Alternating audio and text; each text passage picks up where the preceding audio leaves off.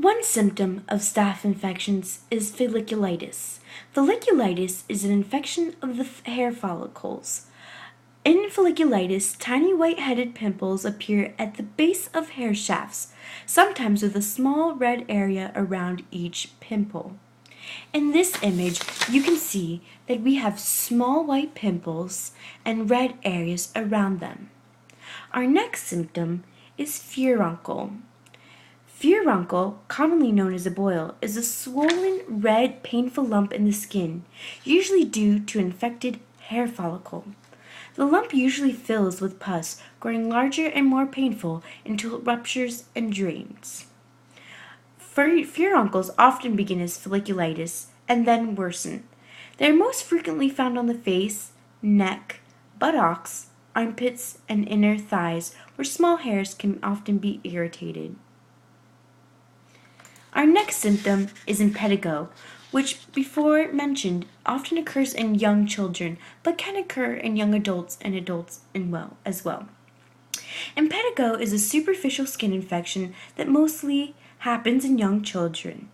Most impetigo infections affect the face or extremities like the hands and feet. An impetigo skin infection begins as a small blister or pimple and then develops a honey-colored crust. Impetigo doesn't usually cause pain or fever, although the blisters may itch and can spread to other parts of the body. Next we have cellulitis.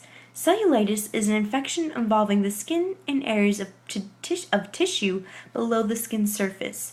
It begins as a small area of redness, pain, swelling, and warmth of the skin. I once had this underneath my big toe, and it is very, very painful. But it is most commonly found on the legs. Our next symptom is hordeolum, also known as a stye. It is a staph infection in the eyelid. It develops when glands connected to the base of the eyelash become swollen and irritated. A person with a stye will usually notice a red, warm, uncomfortable, and sometimes painful swelling near the edge of the eyelid.